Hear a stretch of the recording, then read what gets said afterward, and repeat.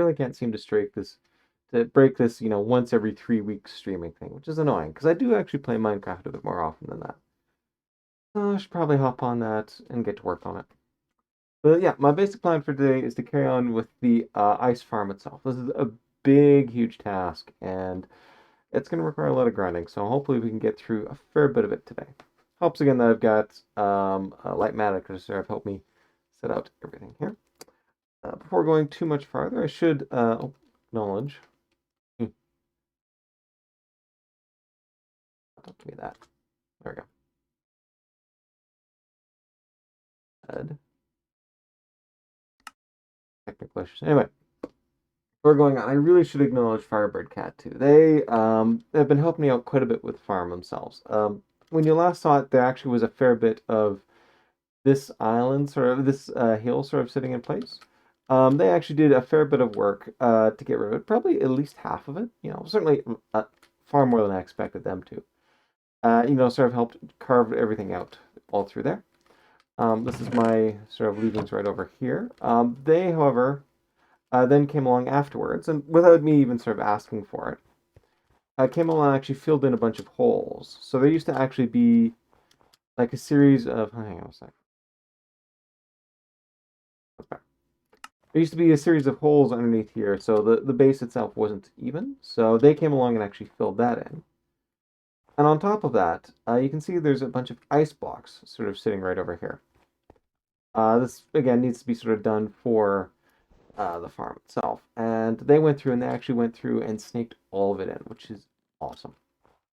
I actually am responsible for pretty much all the wood that you see laid down here. I don't think they helped at all with that, but yeah. I mean, again, shouts out to FirebirdKat for being really the MVP of the server itself. In fact, I actually set up a beacon right over here, yeah, where I was going to use that for mining a bunch more ice, since I need a ton of ice to sort of fill in this region down here. Well, guess what? FirebirdKat, again, MVP that they are, gave me a ton of ice. So, thanks greatly to all of that. I mean, that makes my job so much easier when it comes to laying out all this ice. Check what time of day it is, too. No, not nighttime yet. Oh, yeah, no. I've got my clock on me, too. It's going to be kind of valuable for this sort of thing. So with that, I suppose, let's get out and get laying. Now, a lot of what's on this layer right here is basically just air.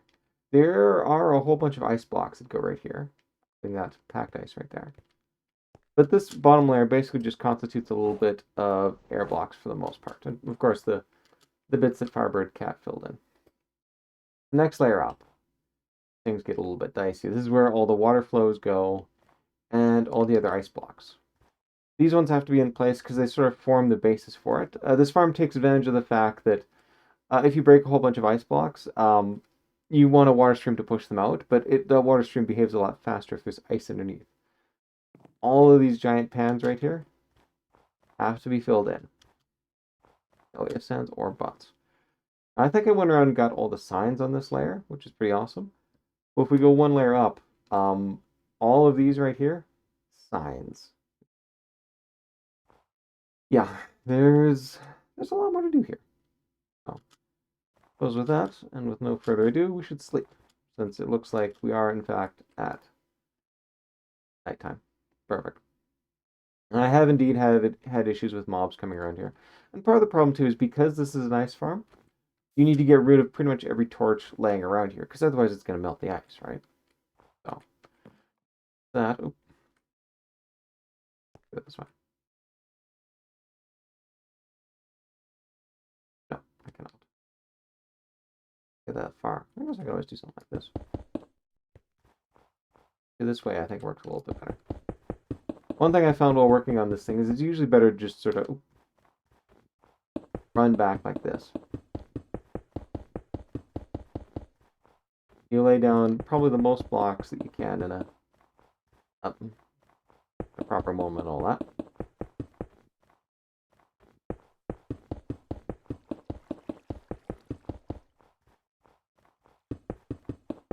technically laying them down a little bit slower than what I should.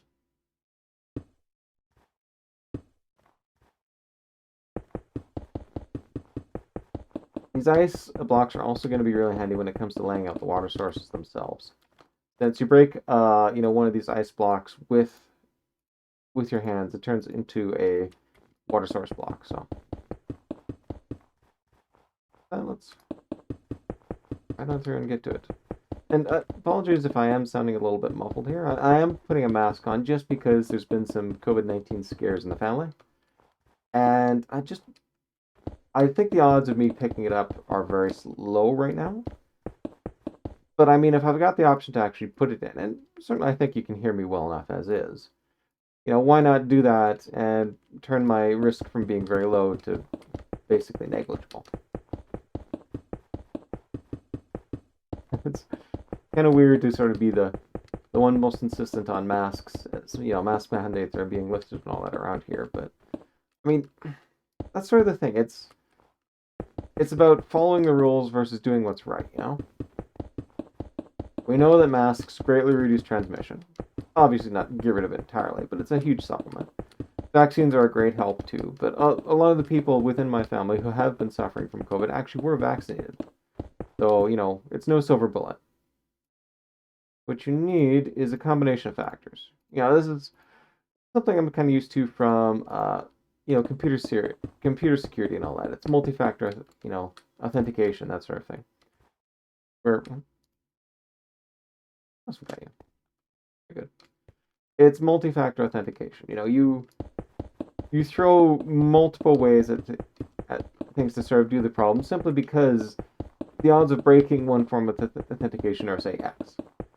Well, if you've got multiple forms of authentication, well, then it's X times X to actually break everything within the thing itself. You get yourself sort of a good security blanket against a lot of these things, against these things breaking.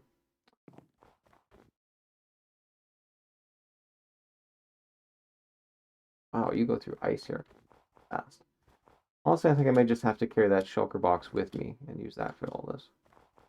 But okay, I'm at a spot where I can actually put some water in then.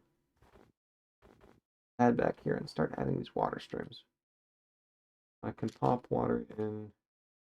Right, supposed to be a pressure plate in there. Yeah, and I put this right over here, and I think FirebirdKat was nice enough to put block below. So let's here. There we go. Perfect. All right, now that should allow me have this proper. Set that there. Break it. Boom. See? So much better than carrying around water buckets, eh?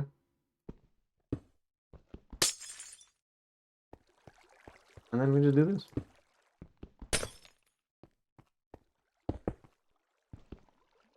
So yeah, this is where I need my stuff.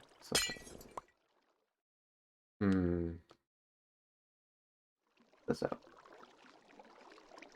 Because you can see that punching it out is the thing to do, but a little bit slow.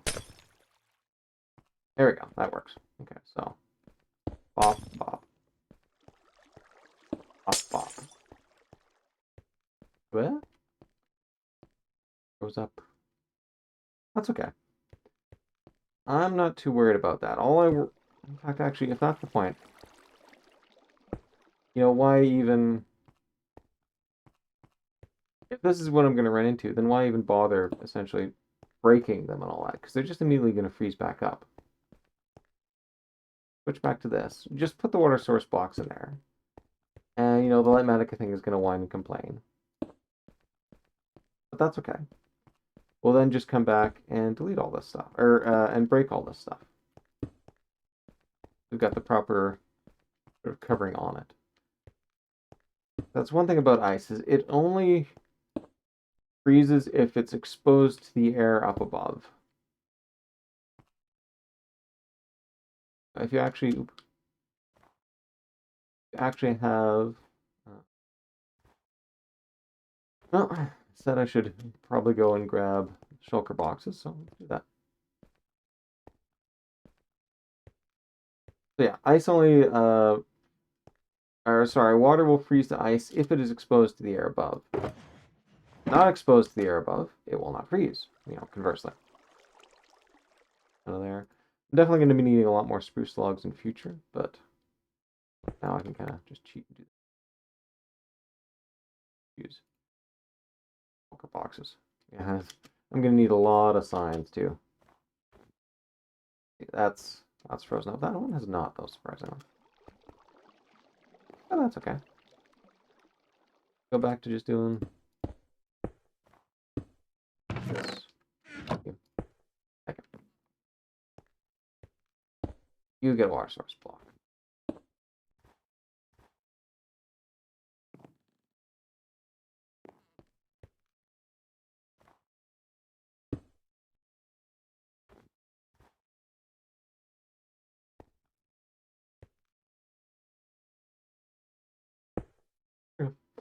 Okay. That out of the way.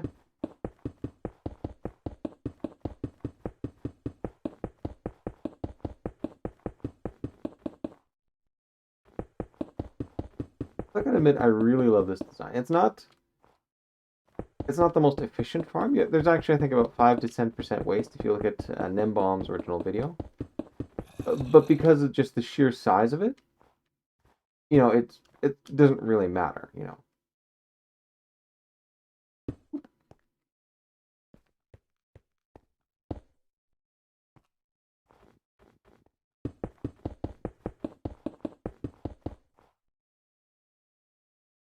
Time to get more.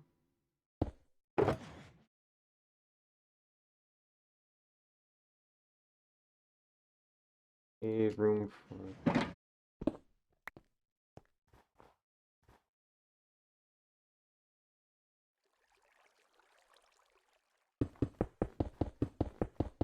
Yeah, just based on the sheer size of it, you don't really care. It's something like 19,000 ice per hour or something like that, if you're using it correctly. It is kind of ridiculous. I see FirebirdKat upgraded the beacon too. There used to be just sort of two. When I set up that beacon, I put just two things on the top of it right there. Set up properly. Uno momento. Be right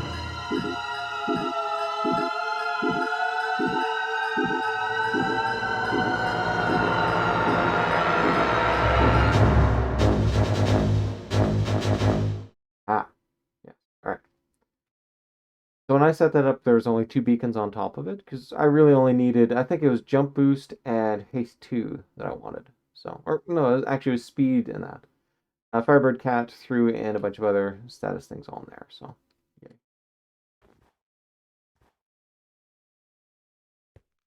2 rows set in. Good, good, good. Put in this.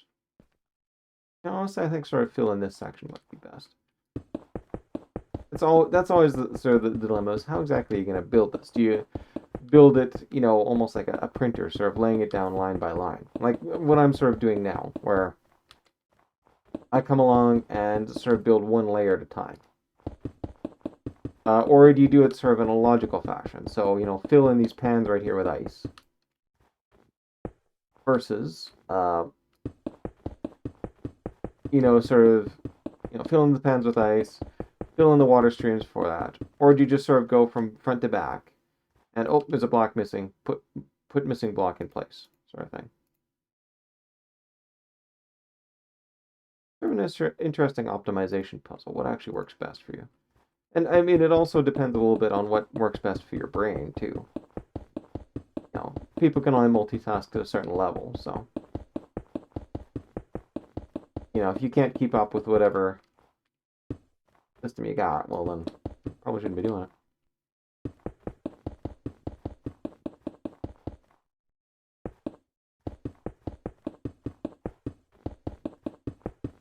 Careful to fix things out a little bit.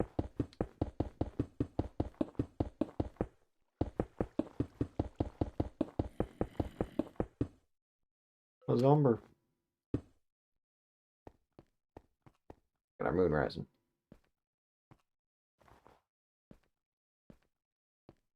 Go home.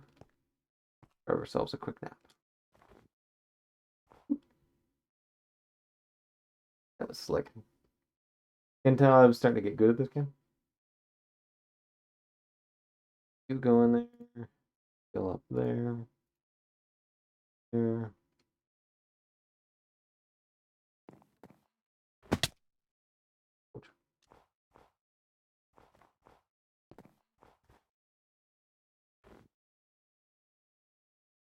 I'm kind of in the mood to actually fill in these things right here.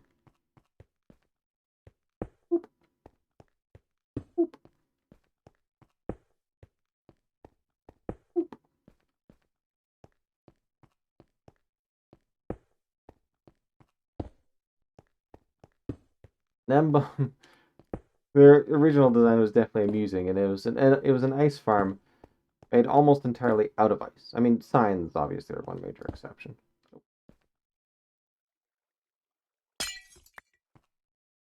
Cool. So it wasn't quite, you know, a 100% ice farm, but worked. Okay. This is the other outflow to where items are going to come out. See how I just chew through the ice within these things.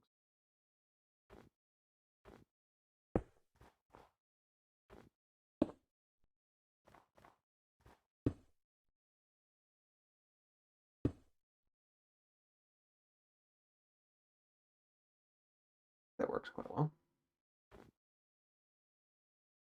You've got to be. Tell you what, let's. This is awkward. Let's do it this way, and then fill in.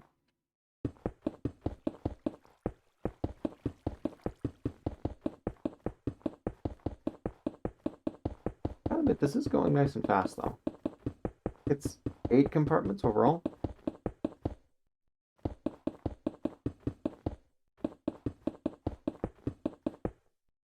Bit of a hole there too.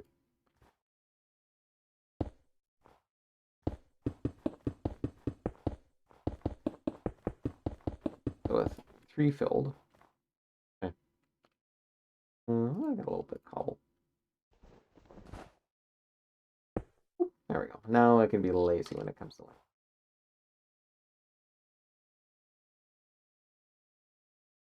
Yep.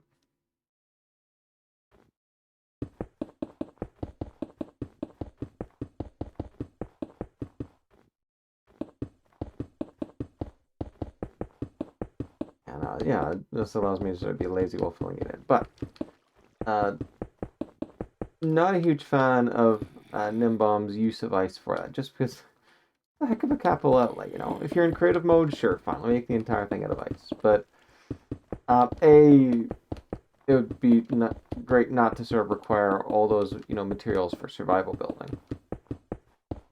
But also B, I mean, if I'm deliberately going around trying to grab as much ice as I can, I kind of have an issue with making sure not to actually break the farm itself.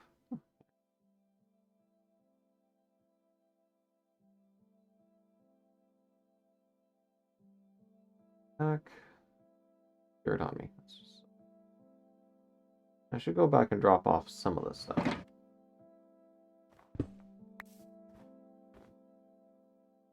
Yeah, I don't think it's a huge sort of impact on what I'm doing here, so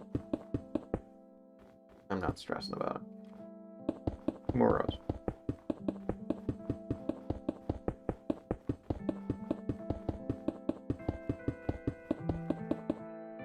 Yeah, other than the cheeky haha, we're gonna make an ice farm out of ice. Which, you know, you make it out of wood. That way, your pickaxe is going to do a terrible time of chewing up the actual sort of sides of it. You're not going to in danger of accidentally breaking your own farm just because you swung a pickaxe in the wrong direction. And on top of that, it's just so simple. Like, there's almost no redstone in the entire thing. There's a little bit of redstone near the start, which you sort of use to sort of replenish your pickaxe.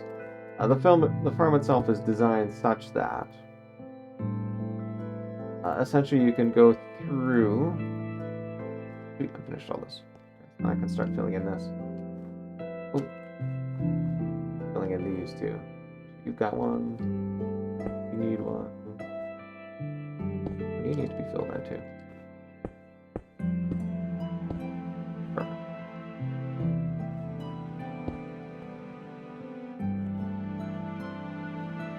Yeah, the great thing about the design is that the redstone is only sort of used to switch out your pick at the very end. Use a clever mechanism such that you basically drop off your pick and pick up a new one. And so you just fill the thing up with, efficiency 5, mending, unbreakable 3 picks. And you can just float around for days, quite frankly, on end.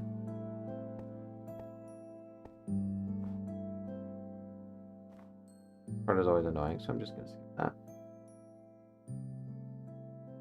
Back in there. Alright, so we've got 3 of these filled in. A lot more than 8, actually. Oh, 6, 7, 8, 9, 10, 12, probably about 14, I think, modules overall.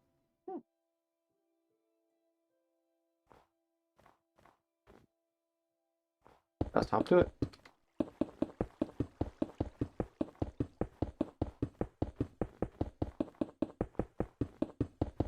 A lot of the item collection either goes into the player or follows along the streams.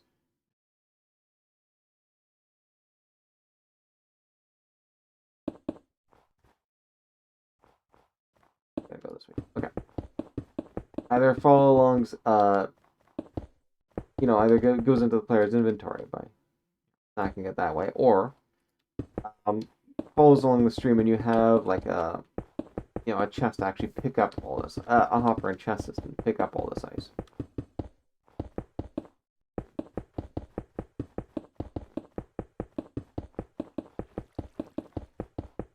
Oh, shoot, do I need one part that's not included in this design? Unfortunately, I actually got this design off of Impulse. He basically, his design is almost exactly like Ganembon's design, but he swapped out the wood plank, the ice for wood planks, which is why I went with his. Bunch of these.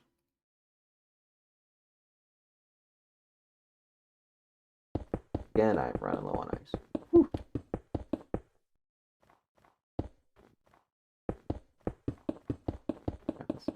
This thing chews up a lot of ice, even though FirebirdKat has been very generous with providing the ice. Maybe I am gonna actually have to do a little bit of ice farming myself just to fill in all the ice needed for this farm. Thanks to FirebirdKat. Thanks to Ganembon for coming up with the original design. And thanks to Impulse SV for using the template for building the template that I'm using right now. No, sir.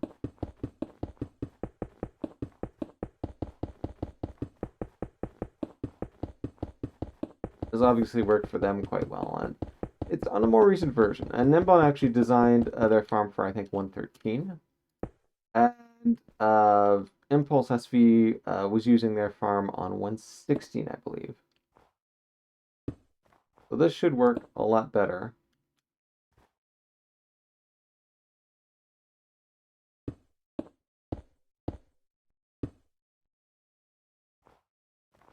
This should work a lot better in 118. Sorry, this is more likely to work as advertised in 118, just simply because there's fewer versions and thus less likely for something to have changed between the two.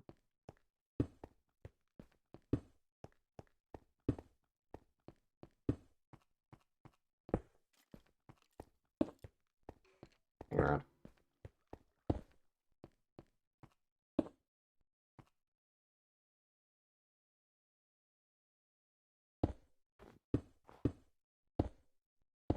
Wow, okay.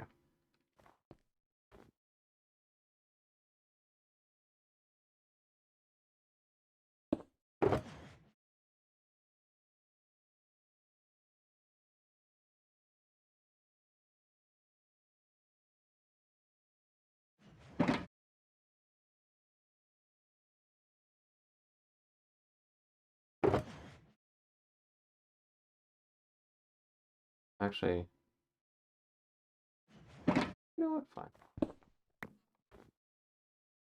Throw one in there, and then I'm one off, but whatever. Who cares? Close enough, I say. Close enough.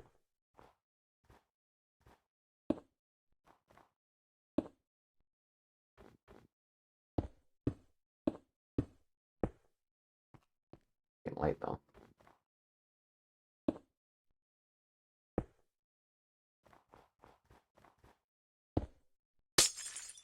Yeah. Here we go.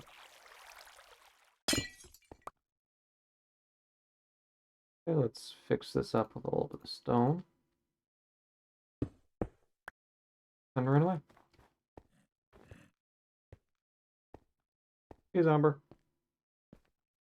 Ooh, although if he starts on fire, is he going to trash the farm? This is going to be interesting.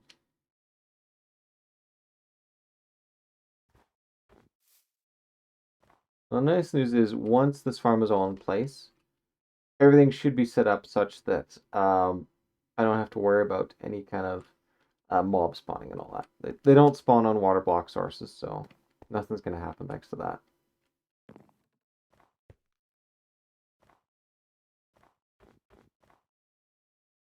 No?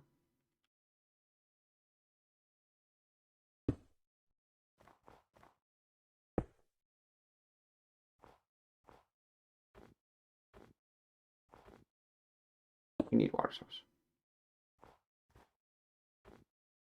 Good.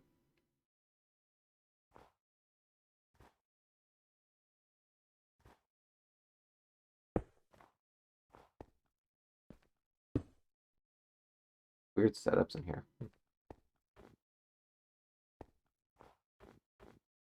Well, it doesn't have to be exact. I mean, as long as it's functional, it doesn't matter if there's, like 3 spaces or 5 spaces in between these various spots. It still gives you the same net effect.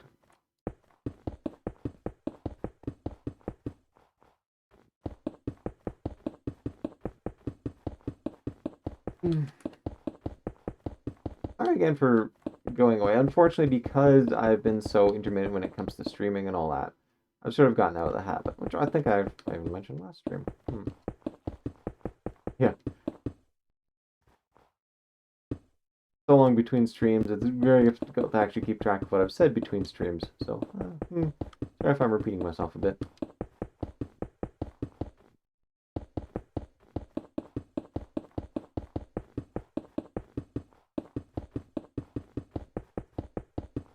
But yeah, things at least are slowing down, so I should be able to stream more often now.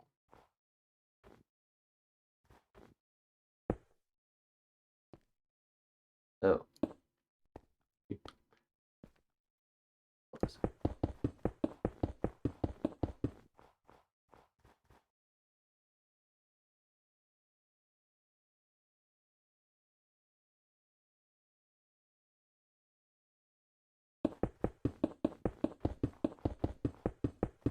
Emphasis, of course, on should. I'm pretty sure I said something similar to that last time, and then spent again almost 3 weeks doing other things.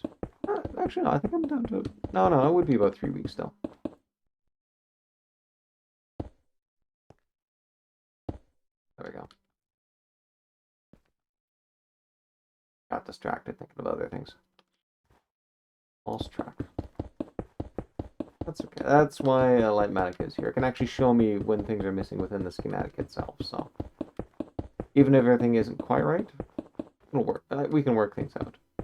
Now, one annoying thing I found, especially, is when it comes to signs and all that, I haven't found a good way to sort of set the precise block state.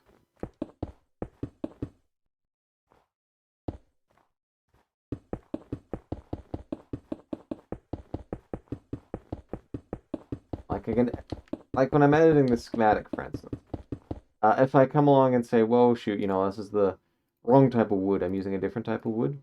Easy to set up, not a big deal. If, however, I'm switching out the signs because it's the wrong type of sign, rather than switch over to a sign which is, sort of stuck to a wall, it switches to a sign just sort of sitting on the ground, with context in play.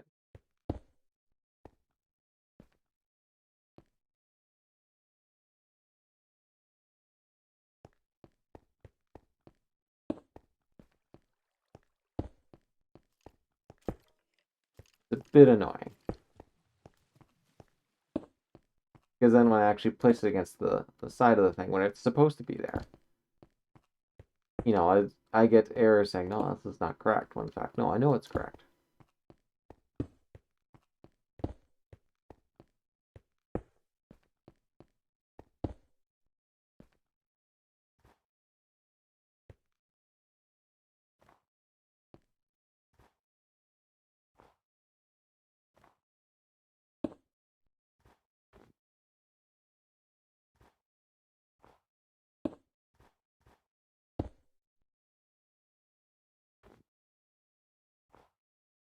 All right.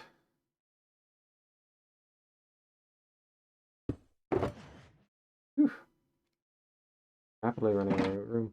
Okay, well, at least you're full, so I can basically just focus on filling myself up over here. As long as I got my one spare, I shall be good.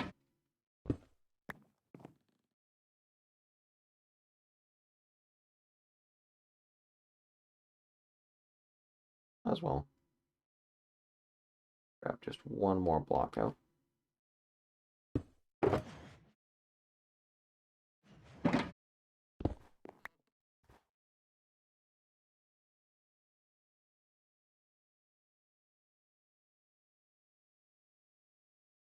All right. Oh shoot! Now I'm totally curious just how many of these I have to fill in. So 1, 2, 3, 4, 5. Oh gosh, I might even finish this all up before the end of the stream. 3, 4, 5. But I've got 1, 2, 3, 4, 5, 6, 7, 8, 9, I believe. 9, yep. Where to go?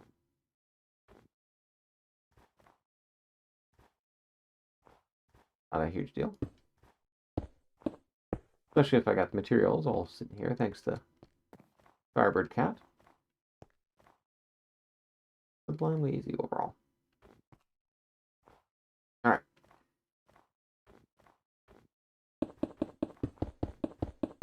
Let's get filling this in.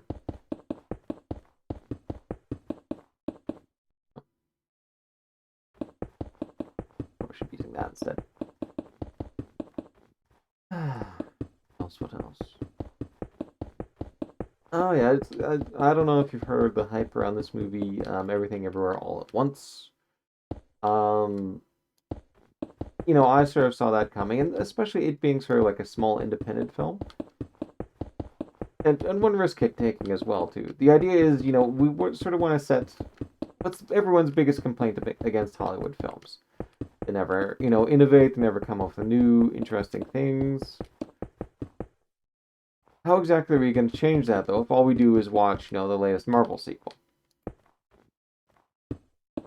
So here comes this nice sort of independent film, Everything Everywhere All at Once. Refreshing little take, and by all accounts, it is extremely good. Like, I know one movie review I saw of it basically declared it the best film they'd seen in practically a decade. I mean, high praise.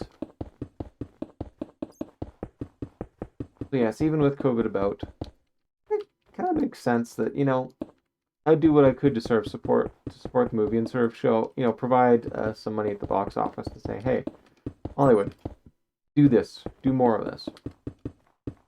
Take these little chances. The budget of Everything Ever All at Once was only 25 million, which is pocket change to most things. You think of a typical blockbuster. Oh, hey, nice. If you think of a typical blockbuster, they use sort of a fraction of the budget for that. So it's great to, sort of encourage studios to be kind of like what they did back in the 70s, be a little bit more risk-taking and, plunk more efforts onto small-scale, cheaper, independent budgets, independent films, and hope they pan out when they're actually, rewarding sort of innovation and risk-taking.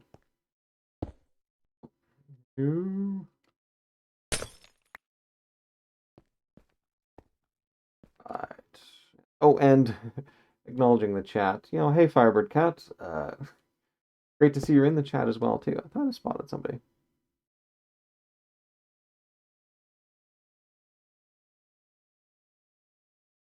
Nice to have you here, FirebirdKat.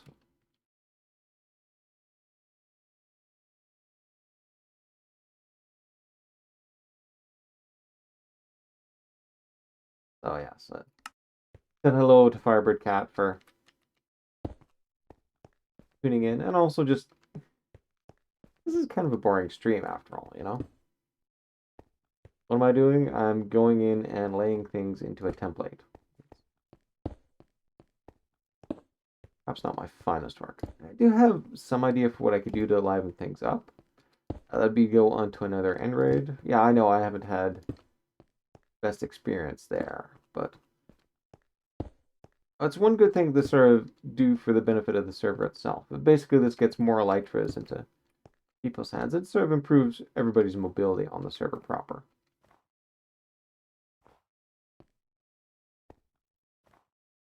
Second. Oh wait, before doing that, go and have ourselves a nap.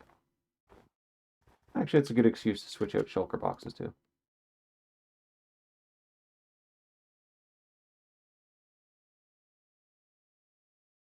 Alright, so the shulker box completely empty. Is that I'm gonna just pop it right over there. Grab multiple shulker boxes? Oh, well actually, that does seem a bit silly. Let's pop you out. Well, actually, no. I want a little bit of cobble as emergency blocks. Spruce slabs. I don't think I need these at the moment. But I do have my spruce storage. The TNT I'm not going to be using at the moment. These are all full up, so... I'm talking about more FirebirdKat generosity. They dropped off this redstone dust for me, too. And it's just... but they've put so much effort into making this such a nice, fun server to play on. It's definitely worth acknowledging that they, the tremendous work they're doing to sort of make this a better place to hang out and play in. Okay, dirt block I can get rid of. Use up a couple more slots. I still want to keep a little bit of wood on me in case I have to do some repairs. Now, the cobblestone in case of damage. Signs also surf into that same basic thing. Crafting table? Sure, why not? Okay, so with that, let's grab the shulker box. All I still good. Let's grab another shulker box here too.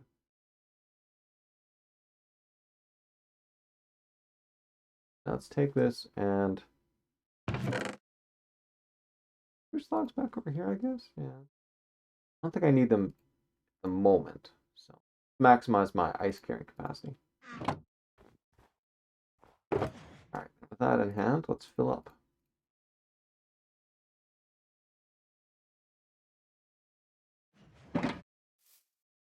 That should go a long way to filling in all the my jump boost. Right.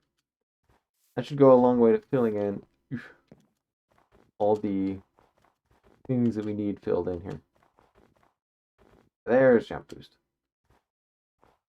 You don't realize just how much you need it until you're missing it. Yeah. Gotta memorize the subtle coloration on there. See, this is sort of a bluish kind of color, whereas this is, more grayish. Gotta memorize that when I'm looking at these things. Oh, and I see. Yeah. You get one. You got one. You've got one.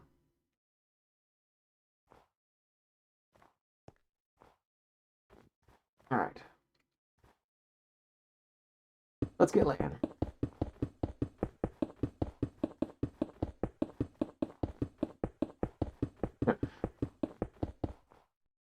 Oh yeah, no wait. Back to the movie stuff and all that. So movie's getting great hype from people that I trust, and you know, it seems to be sort of the movie that I would be interested in overall. Now, like, I'm not a big fan of musicals, so if a musical is getting the same level of hype, I'd be like, yeah, whatever. But it's a genre I like. People whose opinions I sort of, you know, trust a little bit on this are liking that as well. So I figured, hey. Oh, also, another great thing to look up, Rotten Tomatoes, it's got a 97%, which, I mean, I think there are 100% ones kicking out there, but given, you know, what's released, that's pretty darn good, you know. And so I decided, okay, let's take the plunge. I am willing to spend a little bit of cash. And I mean, I am really good about masking up overall at this point of the pandemic. You know, between being double vaxxed and boosted, plus having my wide collection of masks, probably at this point I've probably got over 50 masks of some sort lying around.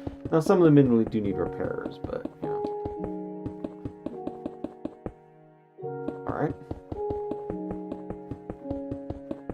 But I decided, okay, let's put my money where my mouth is, trying to encourage Hollywood to engage in, you know, these little experiments and all that, and see if it does live up to the hype. And I'm happy to say, after watching Everything Everywhere All at Once, it does indeed live up to the hype. It is an excellent film.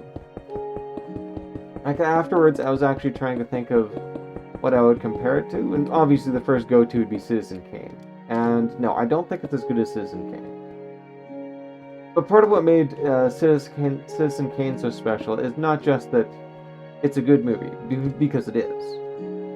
It's because it sort of innovated things so much within cinema at the time. Like, Citizen Kane really sort of changed, like, before then, a lot of movies did not ever have proper ceilings on their thing and all. They're always sort of shot in such a way that you couldn't actually see the ceiling on there. With Citizen Kane, they actually used wider lenses and showed bits of the ceiling. Now, they didn't have actual ceilings in there. They used, I think, they used black cloth and all that to sort of help make it look like a ceiling, even though it actually wasn't. But the reason they even did that was just to flood the thing with light. The set itself was incredibly bright. That's because they wanted a distinctive look for the film. You know, where everything was in sharp focus, so the aperture was just cranked down to a minimal value. And so everything, you know, within the frame itself is just super sharp. And so your eye can sort of wander around and catch in small details, see everything that's there. It's sort of the contrary to what the typical Hollywood thing is now, where they use a soft focus and all that to sort of direct your gaze in different directions. I mean, it was a huge game changer at the time.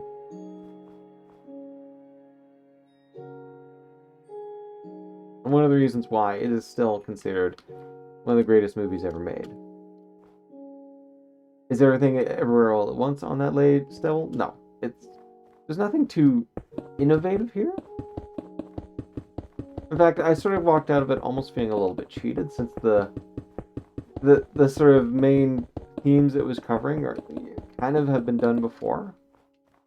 So it's not that it's uncreative or anything like that. It's just, oh yeah, no, I've actually seen these things covered before. So it's I don't have to describe, you know, that sort of feeling. Like, you know, it's a movie that says it's about one thing, when in fact it's about something entirely different.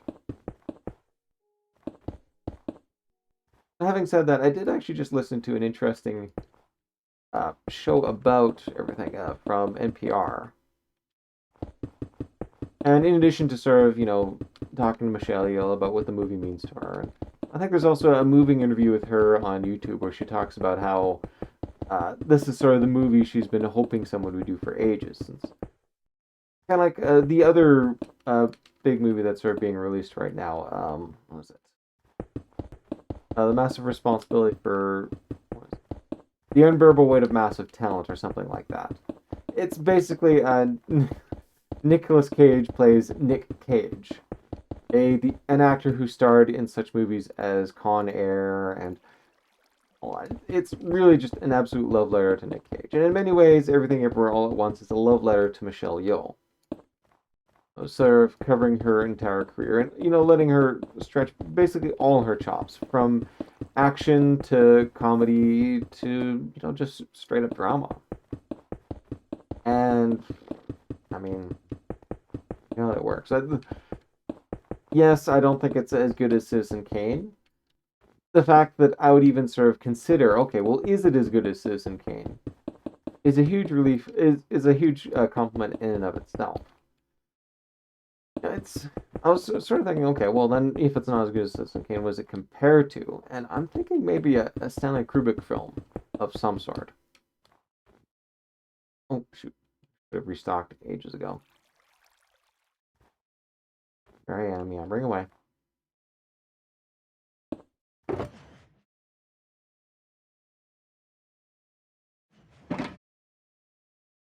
Um,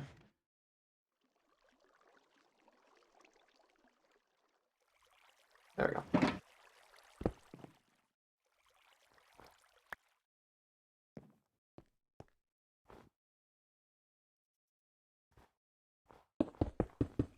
If it's not Citizen Kane, then it's the equivalent of like a Kubrick film.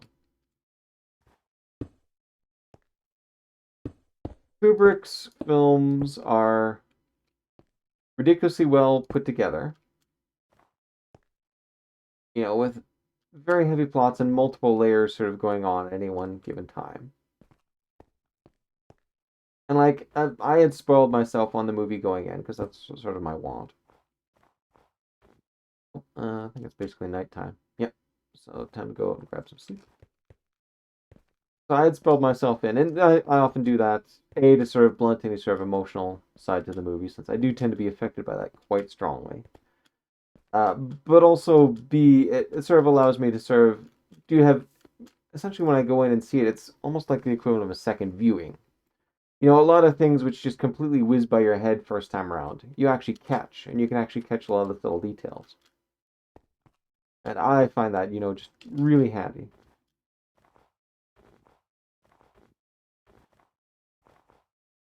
So let's start filling in some of these. So I, sort of spoiled myself, and I sort of knew what most of the movie was about, sort of. But it's funny, sort of sitting in the theater itself,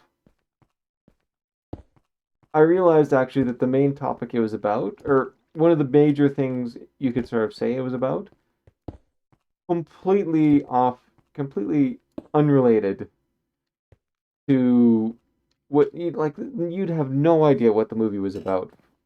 You have no idea this would be a major theme of it, based on just the trailers and all that. It's something which just sort of snuck up on me about 2/3 of the way through the film, and I mean, I don't think I was really projecting more or less. It's straight up like it's it's subtext, but not in a way that you, even what's on screen, you can actually tell it was intentional by the directors. They really sort of were aiming for this as a major theme for what they're actually trying to cover and do. And I'm not going to reveal it because, spoilers and all that. But it's an incredibly well thought out thing. To the point where I was seeing, I was seeing call forwards and, Chekhov's guns lying all over the place within the movie itself. They are scattered all over there, and, if you pay keen attention, you can see so much of the movie coming ahead. And that's just intentional. The directors are sort of rewarding people who view the movie in great detail and obsess over it. And you sort of get that vibe from Kubrick as well, too, where there's the multiple layers going on. Sort of rich, compelling stories, quite well acted overall. It really sort of seems like the best comparison I can think of it. And certainly the Daniels are sort of like Kubrick. I mean, Kubrick is very much a serious person doing serious work. Although Kubrick also did, blah blah blah, and How I Learned to Love the Bomb. Dang it! Why can I not remember this? Well, it's been a while since I've studied film all that closely, so. And technically, I'm sort of an amateur uh, film student at best. So this is not something I actually took in school or anything like that. So. Oh, Dr. Strangelove, or How I Learned to Love the Bomb. There we go. He did comedy too. So he had a wide range for what he could cover. Really sort of huge attention to detail. Although, I mean, Kubrick was a right asshole. Talked to Malcolm McDowell about his experience on Clockwork Orange. Don't talk to him, since he's probably not going to talk to any random person on the street. Well, then, good. But check out some of his interviews on it, and basically why he vowed never to work with Kubrick ever again. And yeah. Kubrick was a right asshole. Daniels, I don't get that vibe. Although, of course, it's tough to tell. Hollywood and the arts community in general tends to be very forgiving of abusive behavior from people who are auteurs and considered, sort of like within a mythical godlike status of within the industry itself. Like, Kevin Spacey, Harvey Weinstein. Once you get to a certain level of power, you're not only can you leverage that power to silence others, but you will get a fair number of people just helping you along and making your case.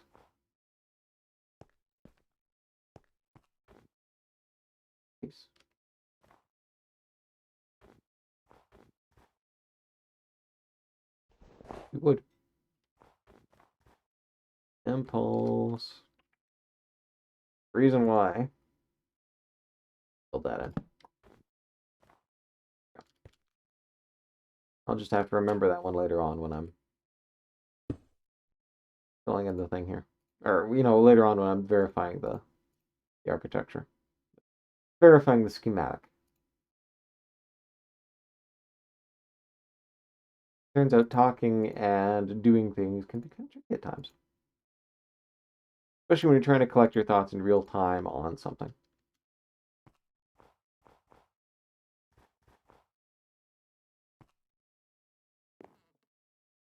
But yeah,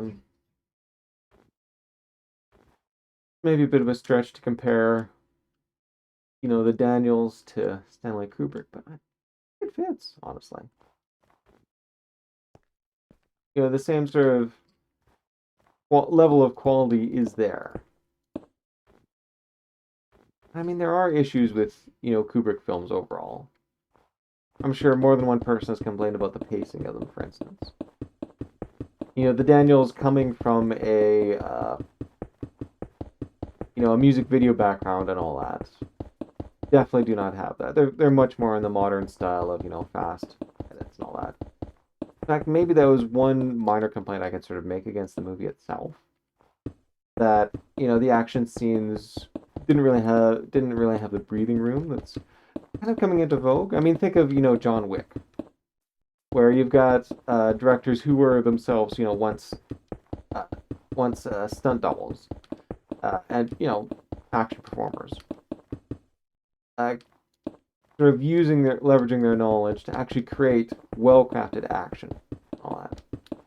And I don't want to downplay the action that's on screen. Michelle Yeoh is more than capable of handling her own, and there are some excellent action scenes within there. And to some extent, the complaints about the choppiness are kind of silly because it's kind of what the movie is about. I remember reading an interview where, one of the director, actually no, it's an interview. Sorry, it's on the IMDb trivia page. the director is talking about how they had originally planned, hey, maybe we should make uh, Evelyn suffering from ADHD. And eventually sort of scrapped it because it felt kind of, icky and gross to sort of exploit mental illness in that sort of way. And amusingly enough, oh, you're underneath me. One side effect, of course, of filling all this in is now we've got a nice little mob farm down there. And definitely, I mean, if you see the movie, the multiverse shenanigans and all that are, they create a very, um, it's deliberately sort of, low. It's difficult to follow along and all that, and that's just simply because that's how exactly the multiverse mechanics in this film works.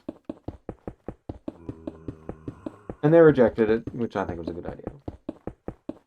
But funny side story, it actually led the one of the directors to realize they had undiagnosed ADHD.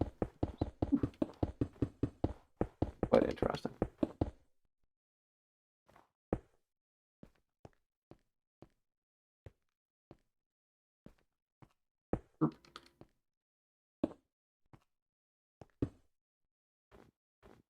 Oh.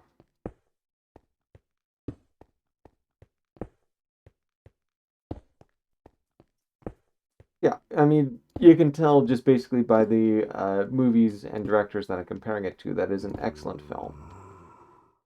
Yeah, I'm sure the the Rotten Tomatoes score would have told you that anyway, but I can vouch for that as well too. I should say it is an R-rated movie, and it earns that, but not in the way you expect. So this is not one you're going to be showing to your kids anytime soon. Even though some of the themes and all that really are sort of relatable to kids, and they should be able to quote get it. But the Daniels really sort of love. Basically, we're like, we just want to put cool stuff on screen. Damn the consequences, and it kind of shows. This is a movie they made that would make them laugh,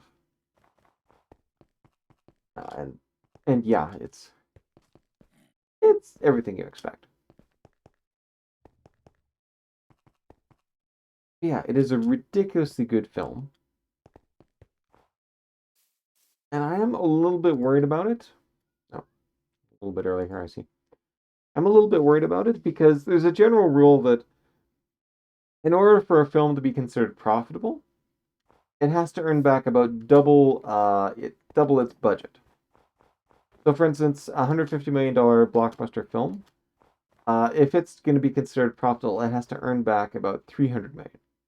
A lot of that is just because of marketing and all that. But, these films often have such huge marketing budgets that you kind of need to feed a ton in there. And, there's all the additional overhead of bookkeeping and bean counters to be paid and all that, and of course the studio system insisting on taking their pound of flesh and all that. Oh yeah, that's a problematic thing. So it had a budget of 25 million, which I mean, bravo. That's definitely in the indie scene. I mean, the high end of independent scenes, but certainly independent.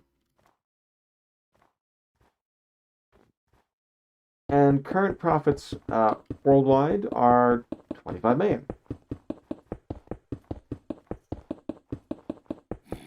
So if it followed the usual arc that most films do, where box office sort of drops off exponentially from when it's initially released, um, there's a good chance it's not going to break even.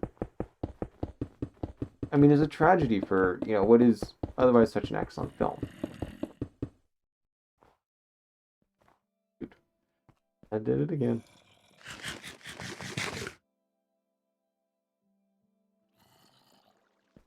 So it would be great to sort of encourage people to see that. Now, again, having said that, I also checked, and the first week it was released, It was only released in about 100 theaters. For contrast, typically these movies, do about 2,000 theaters or something along those lines. So, it was just practically like 1/20th of what you would expect. And it made shed tons of money. They kept that on for a second week. Same basic, only like 100 theaters or so. Continued to make shed tons of money. In fact, made more money in the second week than it did on the first. So the distributors changed things up and just gave it a wide release. So it was released in, I think, 1,200 theaters or something like that. And unsurprisingly, it made a shed ton of money. I think it's like 6 million or something like that. I'm going by memory, so don't hold me to that. But more interestingly, that was on week 3. It was given a wider release and made, 5-6 million, which is tough for an R-rated movie. Movies like Deadpool, which pull off an R rating and rake in the dough, are just pretty rare. Unless it's sort of like a major tentpole of some sort or that. It just doesn't fly. Fast and Furious might be able to pull something like that off. I think they're PG, if I'm not mistaken. But yeah, Deadpool, I think, was the highest grossing R-rated film. Which is, it sort of tells you the whole market behind these things as well. Anyway, yes, I think it was approximately 5-6 million that Everything Everywhere All at Once made in week 3. And for week 4, they kept everything more or less the same. And it actually earned more money again. That's pretty astounding. In the span of 4 weeks overall, it has increasingly earned more money the longer it has been out. Just, movies don't do that. They show an exponential curve, where you get great opening weekends and then things just rapidly diminish. And then you cross your fingers and hope for streaming or, in the days of your DVD sales or home video or whatever, they sort of come along and save your butt. And also international release too. That, basically the general rule with these films is especially for movies made in North America, they earn half their money in North America and half their budget internationally. Usually how it goes, so. I have no idea. I think the numbers I'm quoting for Everything Everywhere also include international receipts, but who knows. Again, I'm doing this on the fly while filling in things, so.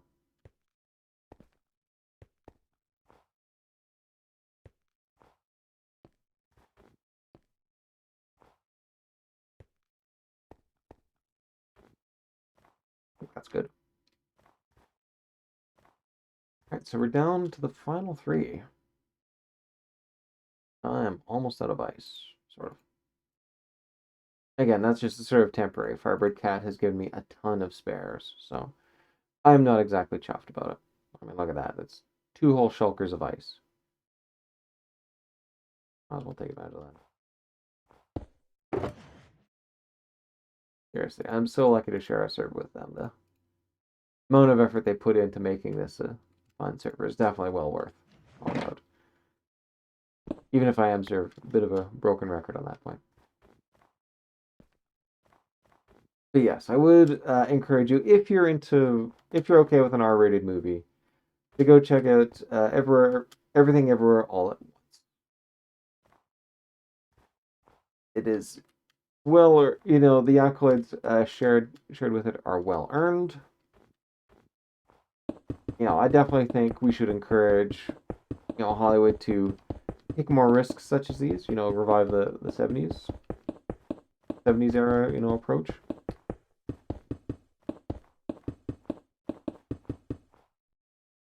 It's a really good film.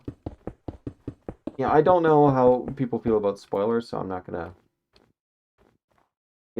assume that you all are like me and you're A-okay with Spoilers up the wazoo. But yeah, it's definitely recommend it. And my concerns about it not earning its money back probably are unfounded, given how well it's done in the past 4 weeks. I'll have to check on its box office receipts for the last week, see if that pattern's still holding. But nonetheless, definitely worth checking out. And if not, somebody is going to cram it down your throat at some point. I mean, this is a movie that was deliberately so almost designed to be a cult classic.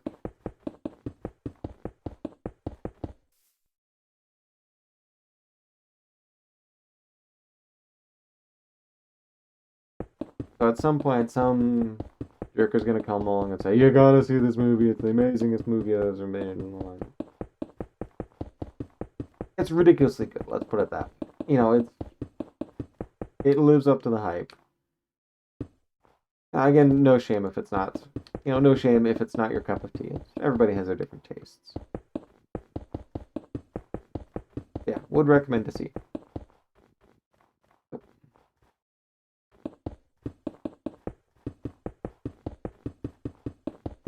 I'm sort of budgeting what I should do with my time here.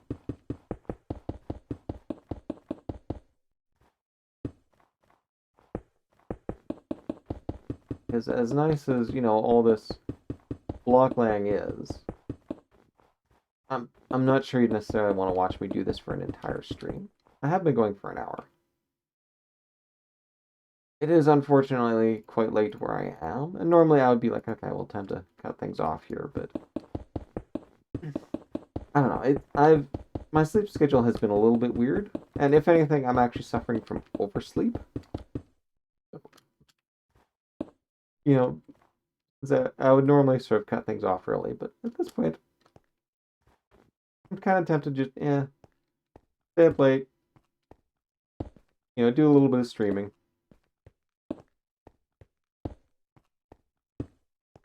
And just sort of grin and bear it.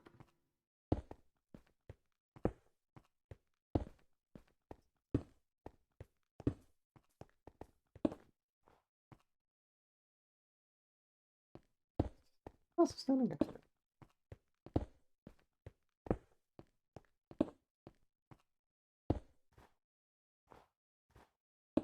Hold on. You need to be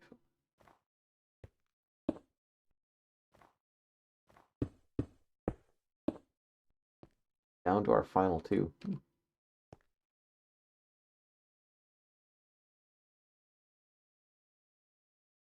If I do switch out, it's probably going to be what exactly is on the tin there. A little bit more and city busting.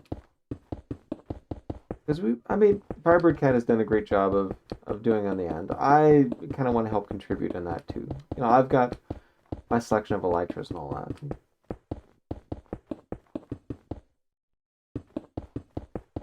Again, just sort of more helping people on the server itself.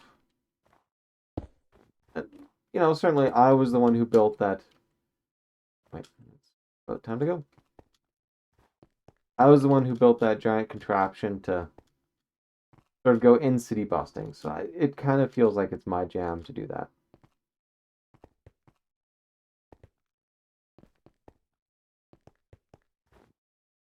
Let's grab myself an app. Let's check out the chat too.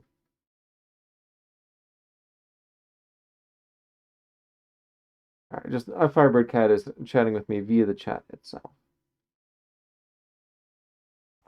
Goodness. I'm still kind of astounded that FirebirdKat, basically all the ice that you sort of see within here, that came from their own personal ice farm, which is just sort of, it's a manual ice farm, kind of like what I did back with 1.16.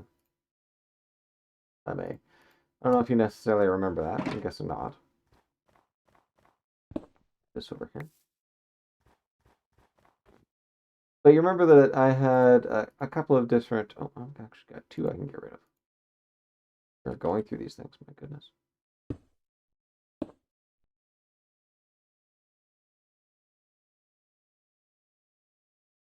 Good. Yes, for those of you who don't remember what I had going on 1.16, there was two farms there. One was built by Ethos, long time Minecraft player.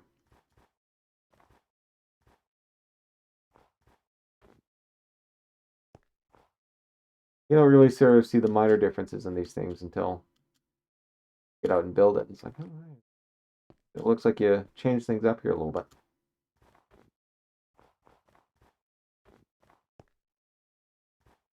But yeah, I had this giant ice farm way back on 116. And it worked essentially by sort of laying out a whole bunch of posts and waterlogging them in a really cold biome. But I sort of laid them out on diagonals. It's kind of a neat trick within Minecraft itself, in that when it comes, the water physics within Minecraft itself, sorry, the ice physics, I should say, for how ice forms. Or sorry, no, actually no, let's talk water physics. The physics for how water forms in Minecraft is you've got water source blocks, water. I'm deliberately not calling them blocks, it's just water. And water logged blocks. Those are sort of the three main ingredients right there. A water source block is, well, a water source. From it flows water blocks, which are sort of dependent on it. If you get rid of the water block, any water source block from it, will disappear. And certainly if it's contributing to a flow, then that flow will potentially change based on the various water sources that are around. Now, when it comes to baking ice, the only things that can freeze are water source blocks. Water blocks will never freeze. This is obviously a bit of a problem because you want to perpetually be making ice, and if your water sources all freeze up, that's a problem. There's nothing there to actually sort of float and create ice. So what you do is you take advantage of the fact how water spreads within Minecraft. Essentially, it looks in the four cardinal directions around a water block and says, "Hey, is there a water source block here?" The answer is yes. Then the water block, then the water thing is the water is converted into a water source block. Hence, if I throw a water source block here and a water source block here, this gets filled in, and so you get your traditional 3x1 sort of infinite water source that you can go from. These.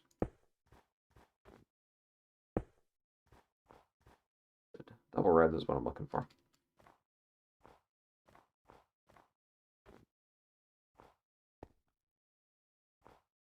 Come along and make sure these are all filled in too.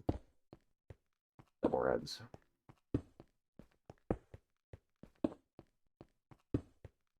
But the other way to make an infinite water source is to dig a 2x2 hole and put a water source block in both corners. The remaining two water streams, I guess, within there. I'll look and say, okay, well, we've got the two cardinals sort of filled in with water, so ergo we must become source blocks. And so if you draw some water from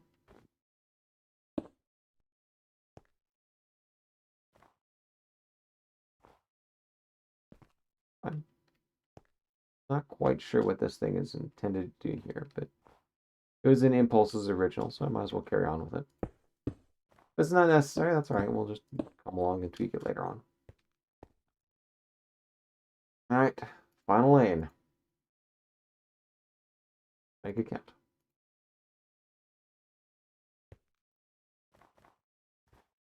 All right, and so you can actually get water, source blocks filling from there.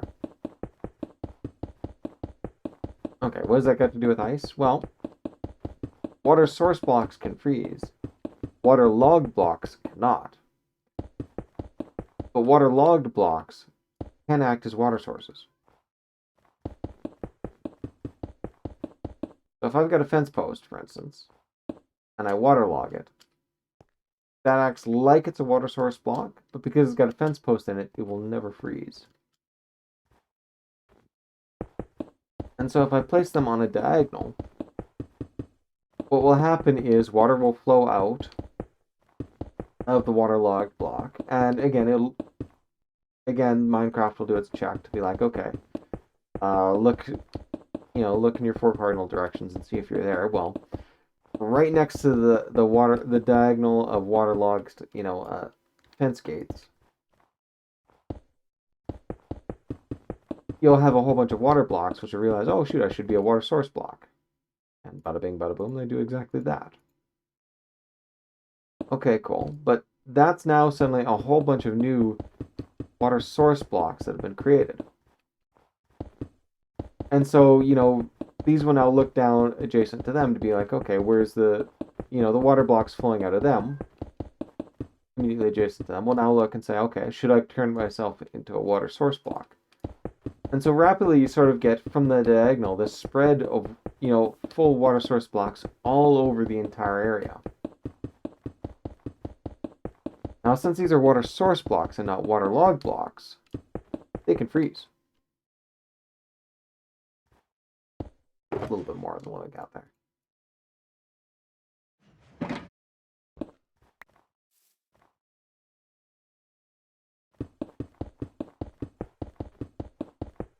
So, what happens with your ice farm then is, you got your waterlogged stairs in there to act like seed. Naturally what will happen is the water will spread out from there and fill up with water source blocks. All the water source blocks that are off diagonal will freeze. And so you're left with basically a giant pan of ice and a set of waterlogged blocks that sort of act as like seed.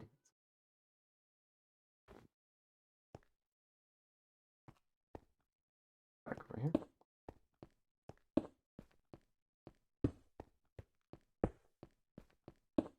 So you come along and you break all the ice blocks. And obviously the water source blocks they're converted to ice and they go away. But when you reveal enough, when you break the ice blocks, which are sitting, they're sitting right next to, no, wrong there. Alright, I've got this all filled in. I do have to check on something off camera, so I'll be right back.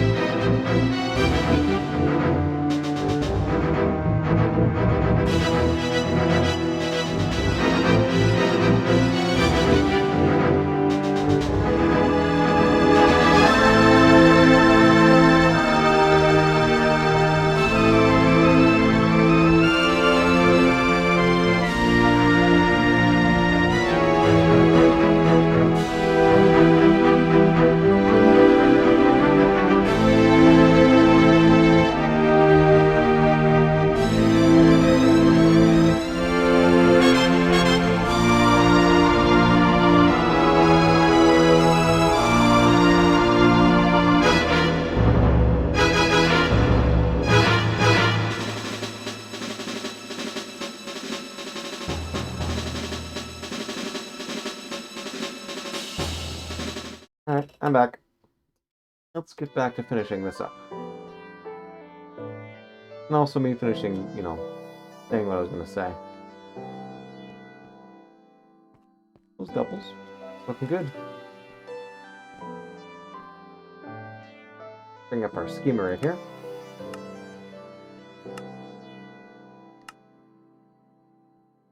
Location. Water bucket should be ice.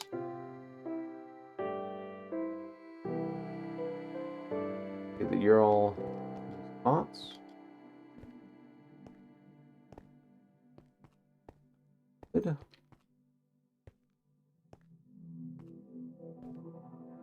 Ooh, and it's a new moon too. Mobs are going to be out.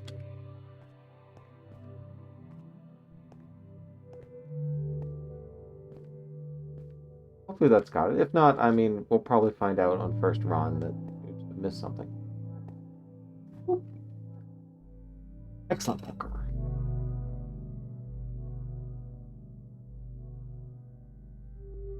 Heck wants to come over and say hi.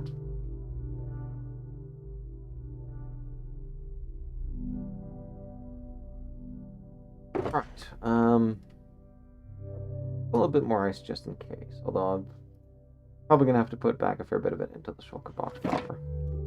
Anyway.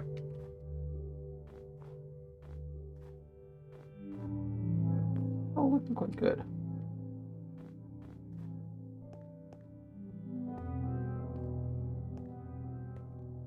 Is there a diagonal I was missing? No, there's not. Okay, good. Alright, there looked like there was a diagonal that I had missed a couple on, but good. Checking down diagonals and all that, looking for signs of the pattern missing, and it's not coming out. Great, okay. Back to schematic thing here. Take off that selection. Are you?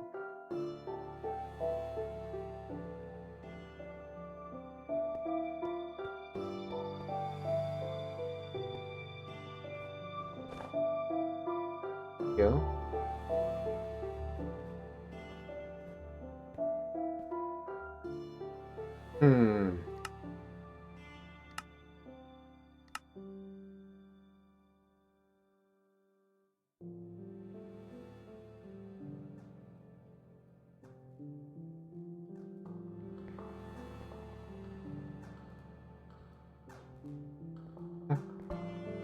Ice for sprue planks 1. I know where that is.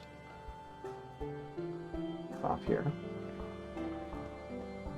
Do that line. Oh, that's where that other one is. Let's just go over there and have a quick boo at it.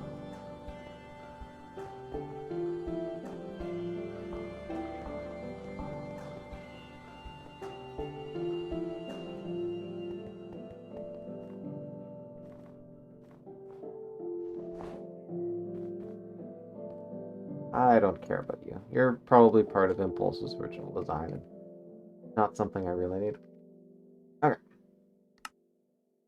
Figure, verifier.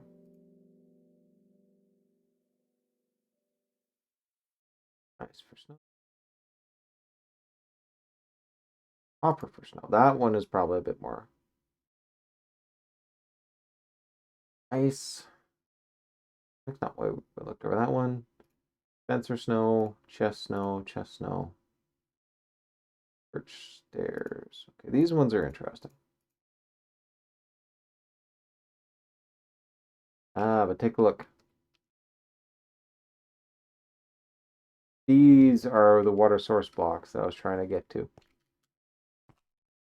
Yeah, never really sort of filled in what exactly I was talking about there. Well, the whole fence post thing to create waterlogged blocks, which creates water source blocks, which freeze, which then you break the water source, you know, the ice blocks, and they fill in with more water source blocks.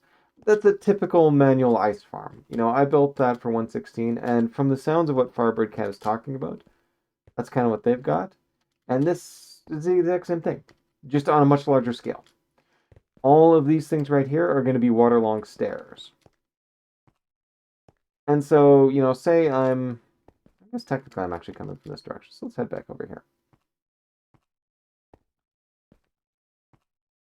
So, okay, I'm scooting along, you know, my butt is sort of floating along this way and all that.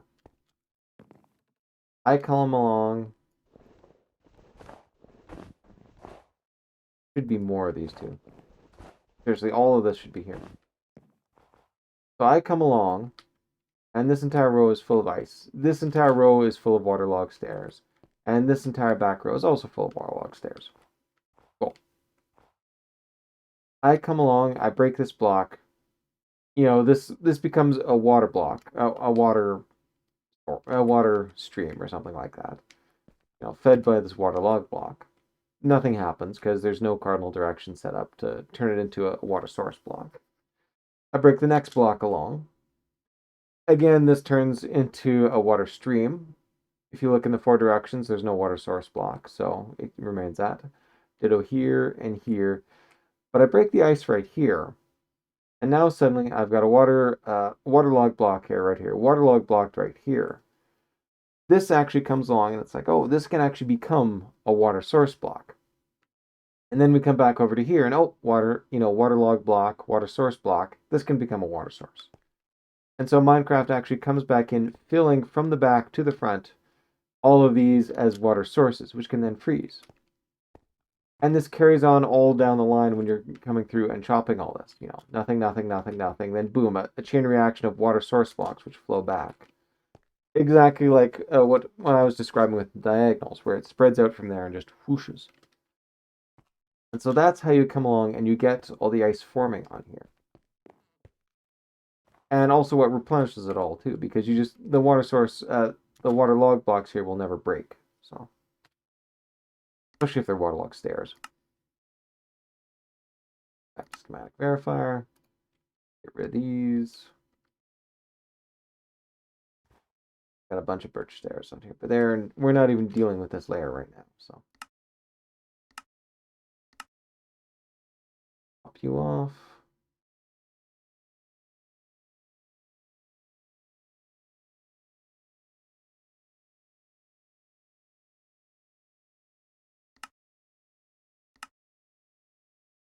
I found a shortcut for this thing. Pop all of these out. Let's just focus on these right here, the chest and all that. Well, it looks like it's high up, except for here.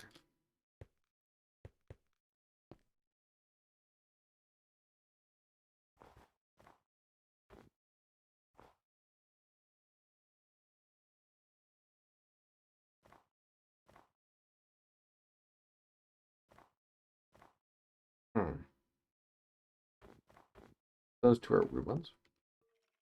There's really nothing that should be within those layers anyway, so. Which, hey. So I'm guessing those are actually air blocks, which should be something else. I guess one way to sort of would be to come along and toggle this.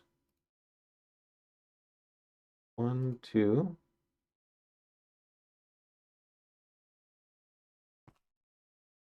I bet you if I toggle this again, it's going to be 3, 4.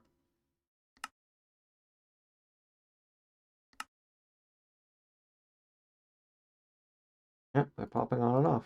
Okay. That explains all those. I don't really care about those. I mean, if you look at where they are right now, they don't really contribute anything. I just simply don't care that ice block there when there should not be. That's not really sort of part of the design proper. Hoppers and other things that I'm most worried about. But as you can see, all of these are in the upper layer. So I don't particularly care, honestly. I'll be coming in and filling these in shortly anyway, so.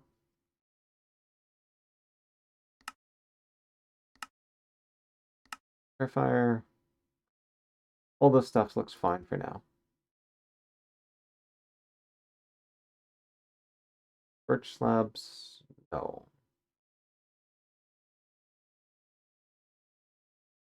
Oh yes, these ones up here. That is admittedly one advantage to using the whole question is now what sort of water blocks should we use? Should we use slabs or stairs? Slabs are certainly cheaper to make overall, but stairs sort of control where they're going when it comes to sort of laying out the water. Generally, I'm sort of in the favor of using stairs, even if it does scoop a lot more of the wood that I've got there.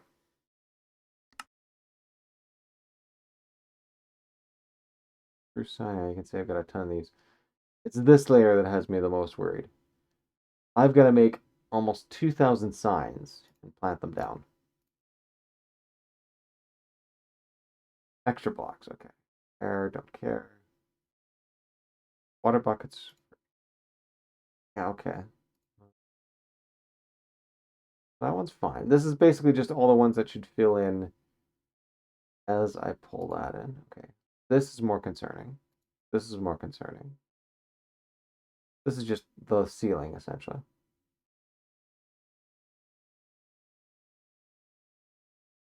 Care about...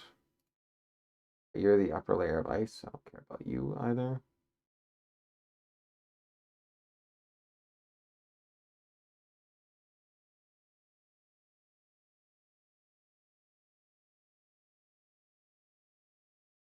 lot of those I'm not hugely concerned with.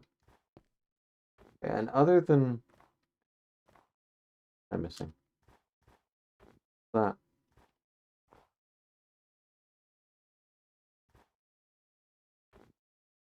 Leaky piston underneath there. What I'm missing. Okay. But you're supposed to act like a bit of a clock. Okay. Grab ourselves an app. I'm gonna grab one of these ice boxes right here. Put the ice back in it. Oh, this one's still full. So I'm gonna grab this one. Ice back in it. Let's grab my supplies here. A wallet for iron. I need a little bit of cobble. That's my TNT. Don't need to touch that. Well, technically that's group TNT. Anybody who wants it can have it. A little bit of redstone dust from this box, actually. See, I've pulled a little bit out of there. So. All right. I'm also gonna need a little bit of wood. Okay, got my wood.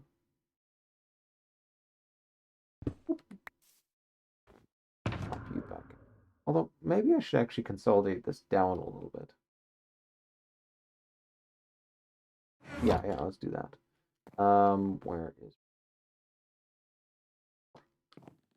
Definitely gonna have to lay you out anyway. But watch this.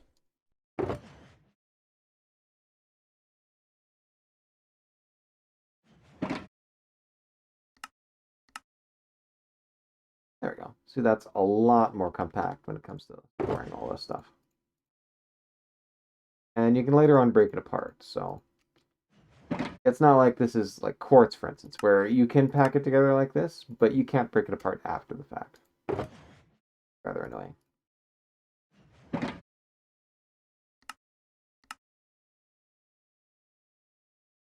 Ta-da. All of that broken down into 3. Do I have enough room in my actual redstone box to fit that in? No, sadly I've actually got a filled on there, and I don't know what I don't want to do with these rails.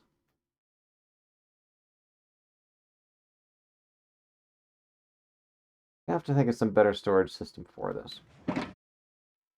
Alright, I'm gonna have to FirebirdKat's redstone there.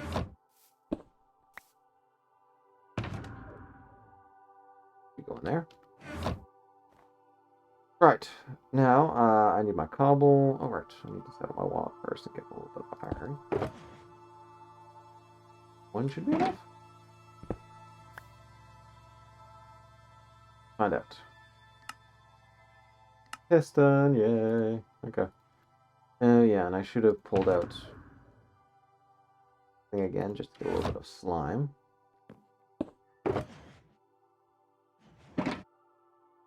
Let's convert this to a sticky piston.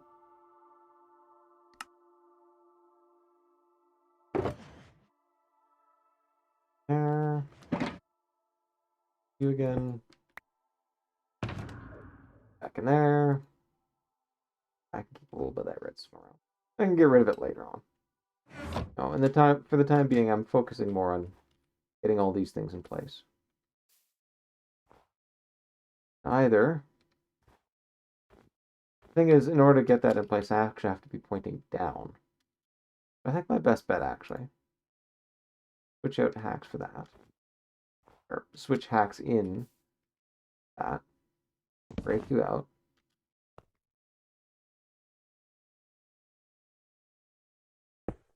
Ooh. Wood. Ooh, there we go. Now back in its place. Sweet. This layer is good, so we can get working on the next layer. All right, I've got a chest. Wood to pop in there.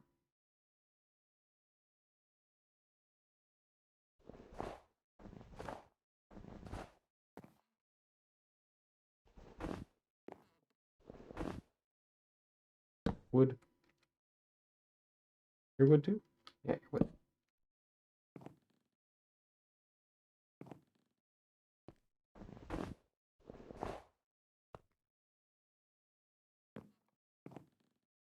You are a dispenser full of snowballs. Because that's sort of the thing with this, is we want to sort of automate this as much as possible. And after going around and breaking this much ice, there's a good chance that even, a diamond pickaxe is going to be right near the end of its lifespan. So how are we going to fix that? What we do is we actually set up block here. We'll put an item frame on it. And we basically come along and we're facing in this direction when we do our mining. We come back over here and we're holding down left and right. We place the pickaxe we've got in our hand here. And then come along and step on this thing right here. And you can see this jumps up and it triggers all of these blocks right here. This one fires, I think, a new pickaxe at us. This one actually fires a snowball. A snowball comes along, bops the pickaxe out of the item frame. It, of course, falls straight down, lands on the hopper, and goes into there.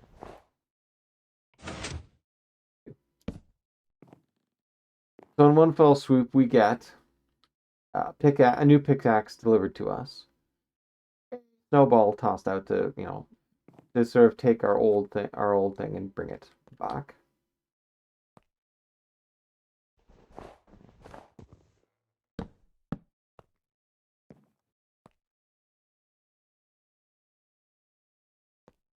So yes, we got a pickaxe dispense and food dispensed. In addition to... Oh, yeah, you're all there. Good. Some of these things are confusing. Take off the verifier portion for now.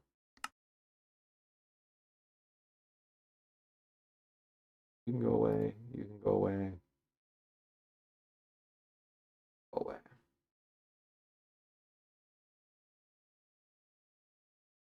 That's a little bit easier on the eyes.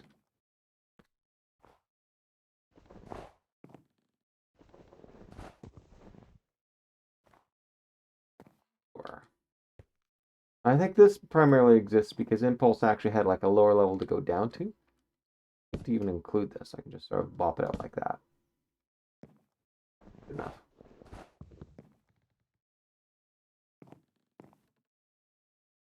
Alright, so I'm going to need 2 double chests.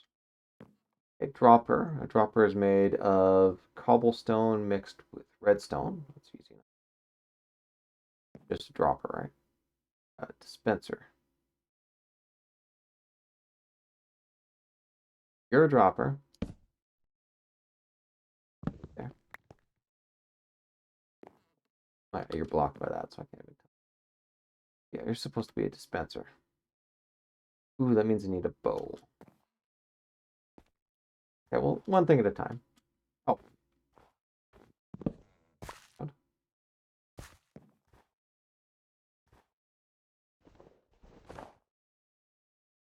Okay, I guess first off, let's make myself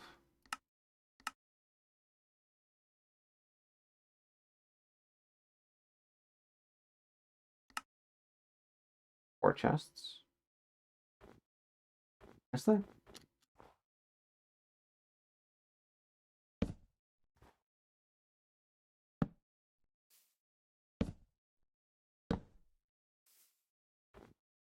Good.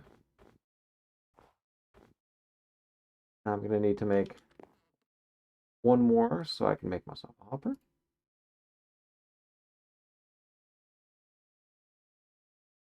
Iron is sadly locked away back in my...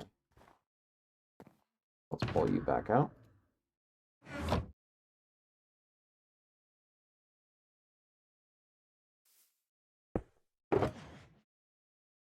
Break into you.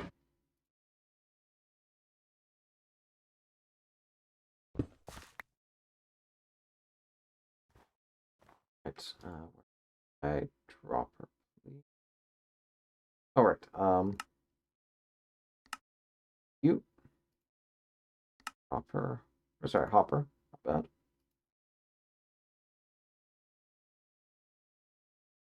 Oh. Oh, I've got sticks, but I don't have string. It's okay. I've got my construction. So my crafting toolbox should have it. So where are you going? You're feeding into there. So okay, I can't even place you until I've actually got that. So all right. Pull out my crafting.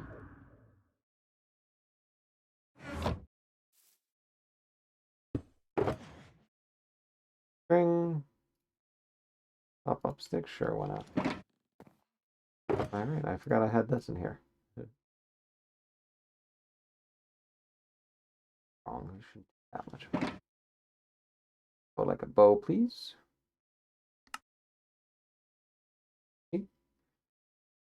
An option for answer. Yes, perfect.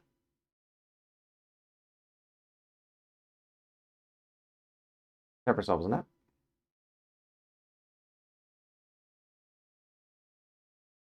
Checking the chat, I see. Yeah, one reason why I was kind of blabby about where everything goes is FirebirdKat was a bit curious about how exactly the farm worked. So, being helpful, I decided to walk through a little bit of how it's actually laid out. Plans.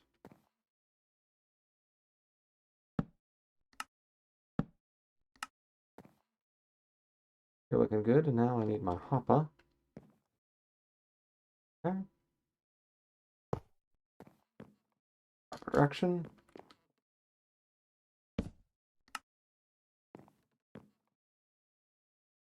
Okay, I think that lays out pretty much all of it. Now, I think there's a little bit more redstone to go.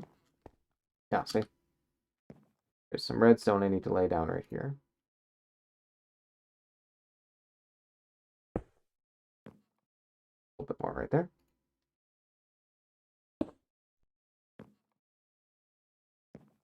Like another double chest. See that?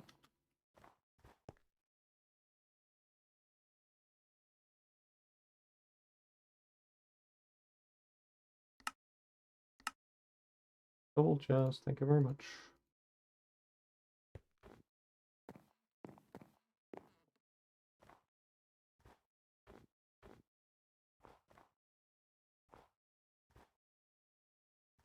So annoying with all this.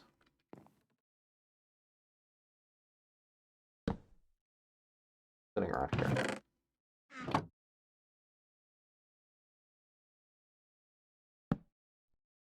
Not quite right.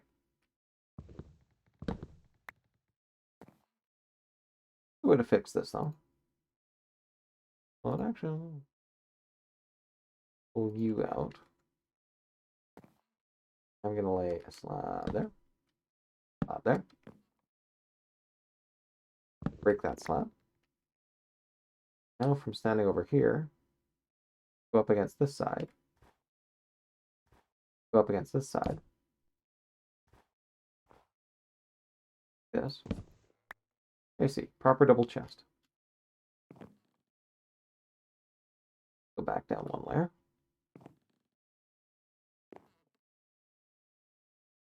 That's all we need here. So, yeah, that's right. There's a reason why I was keeping some snow in here.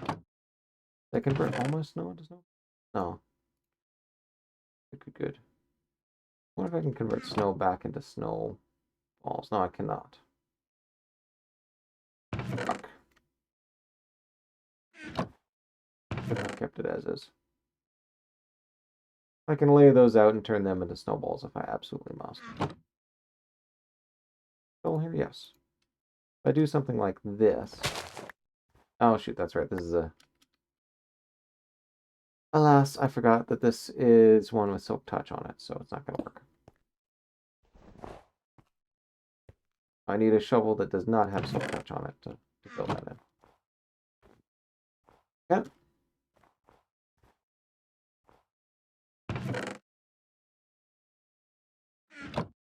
Well, so I think you're snowballs.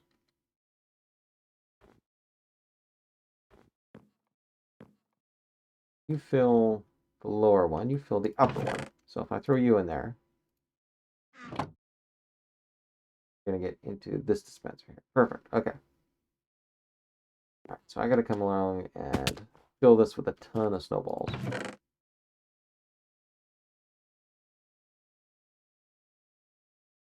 Probably something I'm going to have to do off camera. Okay. That out of the way, though. Snatch you back. Fill up some of the redstone. Let's just put all the redstone on there. I've got enough sitting with it. No. Put some of it back in there.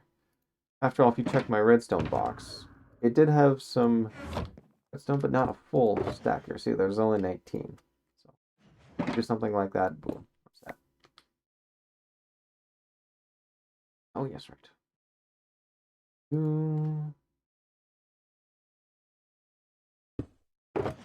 And let's put back 4 little iron stores.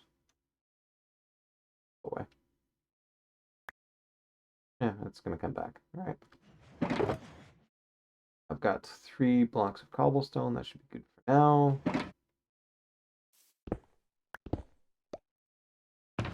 Okay, so in there. Oops. You and then you. There we go. Flat. Throw the grass in there.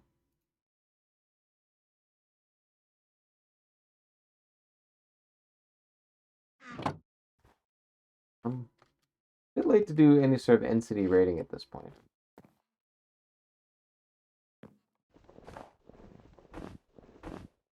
Honestly, all I've really sort of got to do is fill in these areas right here. Yeah, and you're just complaining because your signs. So. All right, well, let's break up some of this. Where is my stick? And I'm going to edit the schematic.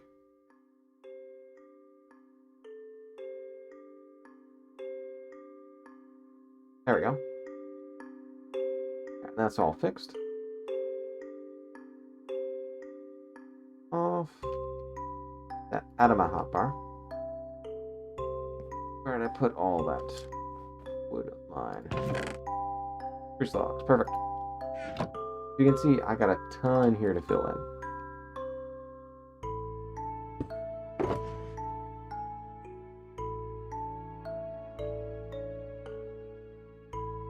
Fill my inventory a little bit.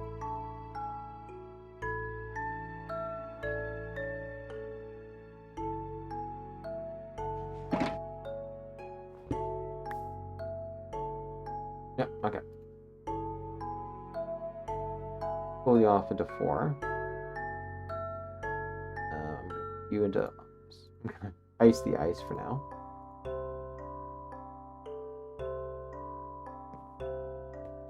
Oh, and that should be enough.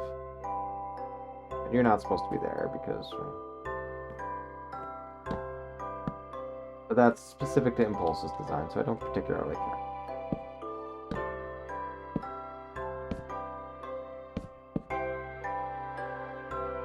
Like, why are these...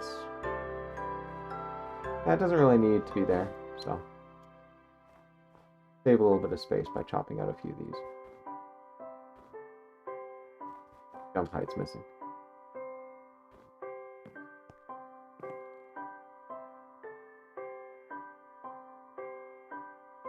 Swap out axe.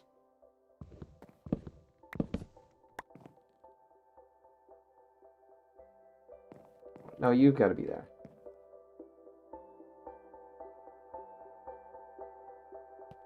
Oh, I think I see the basic design of it here. Okay, so these ones can go. These ones maybe should stay. About science.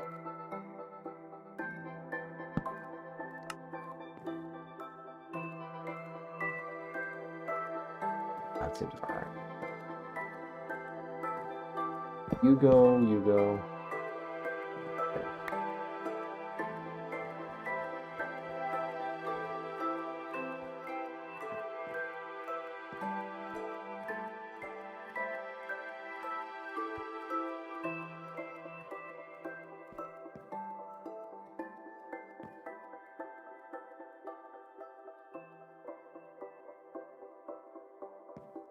They're all bottom slabs?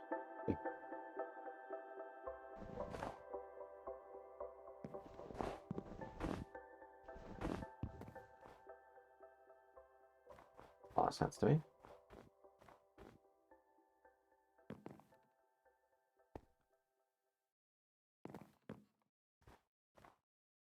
I don't see why these have to be bottom slabs at all.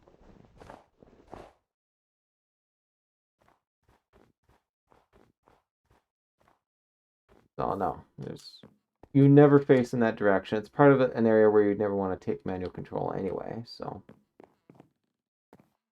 Now, you all are going to become stairs. You out.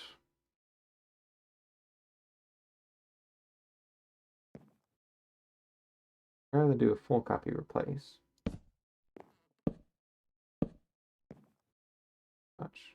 Hopefully that does it. Almost Minecraft night.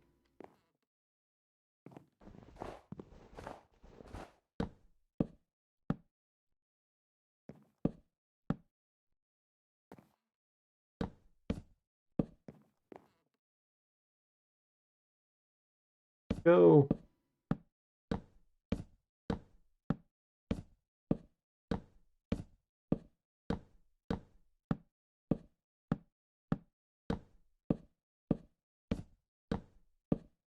What else?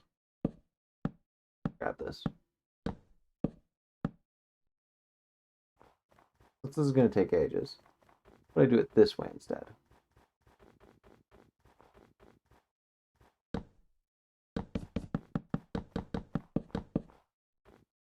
Follow this.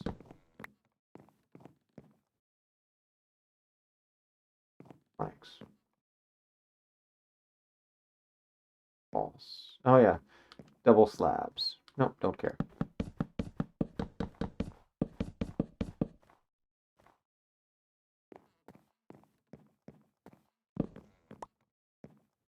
Well, this one I can switch out. Let's pull out these. I'm going to swap out the double ones. Do that.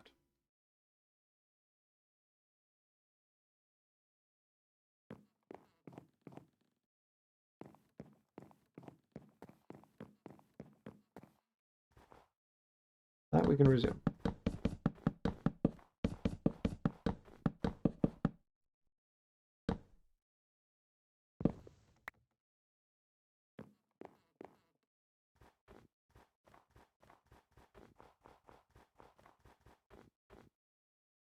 All right. Go down here and start laying this out.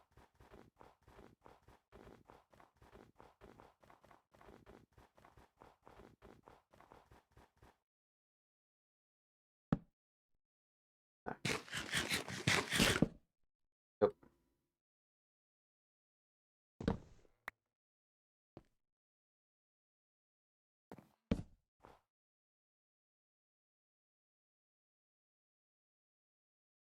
Key restock. Room to. Oh wait, no, I've got a little bit more. Okay, let's throw that in. Then once I finish another stack of these, that should pretty much finish off.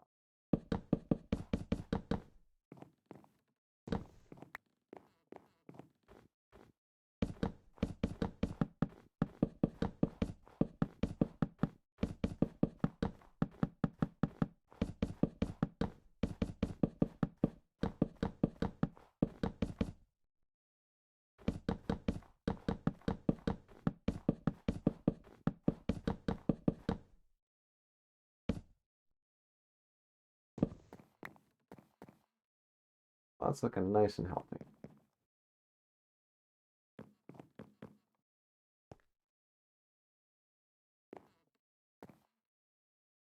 There's a sign up here.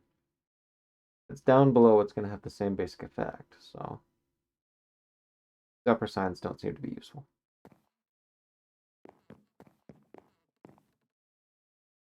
I mean, if they are, I've got the full schematic anyway, so I just come back and go through the schematic proper. There we go. Waterlogged stairs.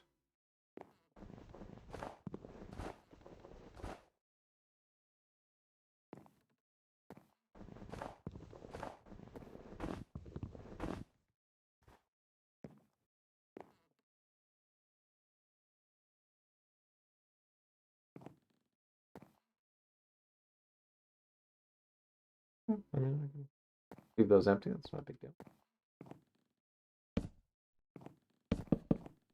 These ones I think are here because when you come around, you're going to be sort of whacking away. So it makes sense to sort of have these reinforced.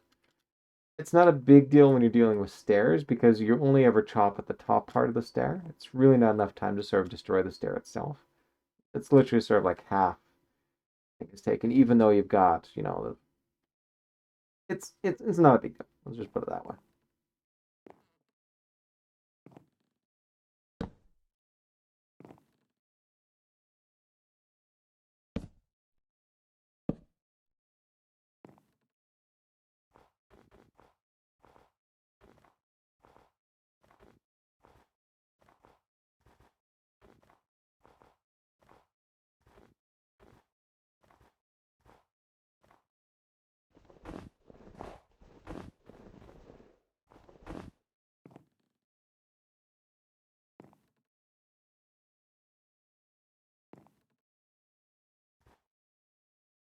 While you're there.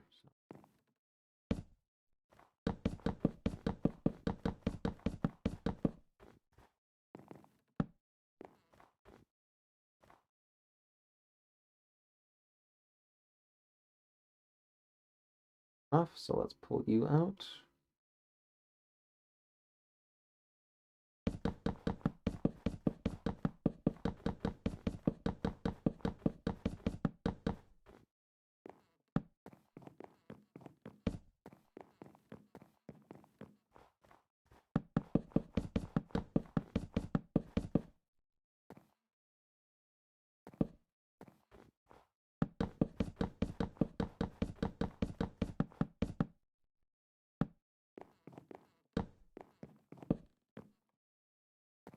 One entire row.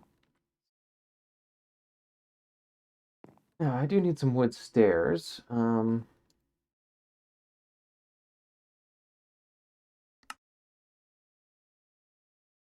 Just get one stack of these. Be enough for my needs.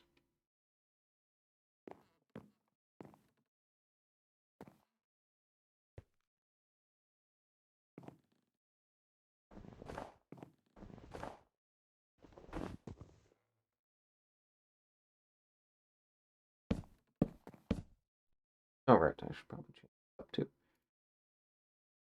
Um,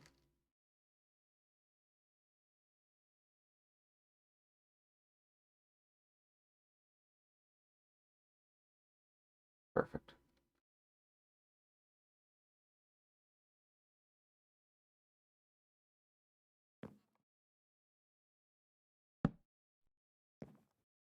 All right, and I've got 2 more to finish. All of those signs. Yeah.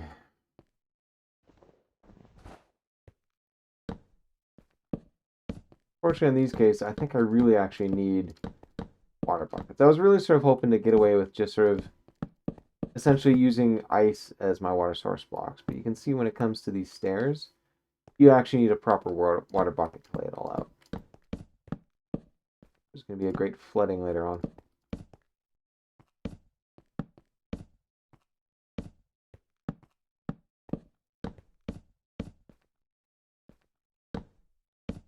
These ones I'm not going to programmatically update because, as you can see, they're actually waterlogged stairs, but the one I'm laying down are not waterlogged.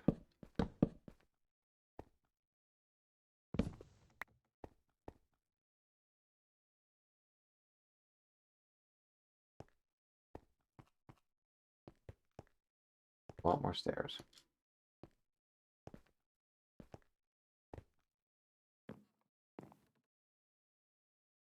I'm probably better off just to sort of focus on these instead.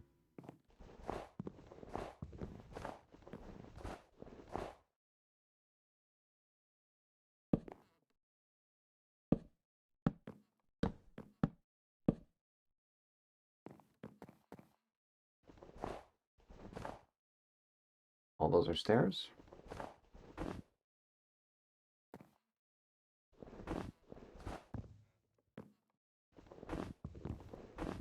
Surprisingly not stairs.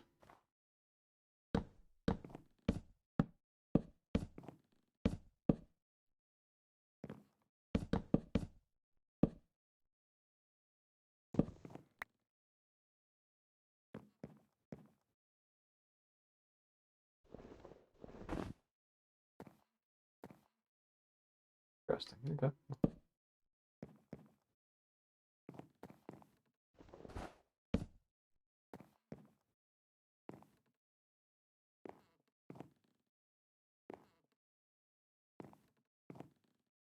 You.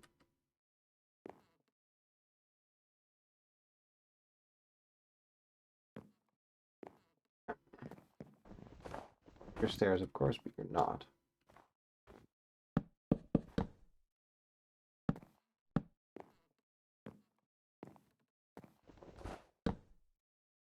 Pattern here.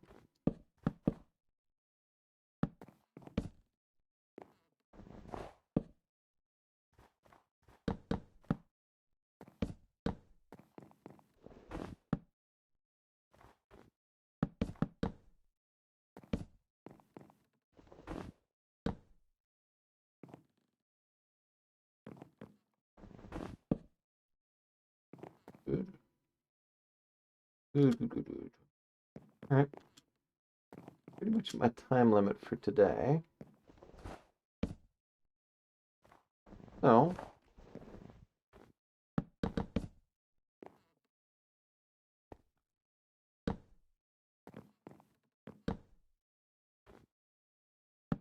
okay, I think that's enough. You get the basics behind this all. And it is getting pretty late over here. So, I would say that was pretty productive. I mean, didn't finish the ice farm or anything like that, but as you can imagine, it was a huge undertaking. And with the generous help from FirebirdKat, we came along and we actually finished off a lot of the sort of the lower level ice that's necessary right there. Beyond this, it's basically just sort of laying down the upper levels to make sure everything's in place. Laying down a ton of stairs. I have to check to see if I've got enough wood to sort of build them all. And from there, just carrying on building. So hopefully, maybe next time by the next time I stream, I'll have it finished. I don't think that's likely, especially if I'm going to be boosting up my streaming. But yeah, with that, I shall leave you there, and we shall be seeing you in, well, hopefully, a relatively short amount of time. See ya.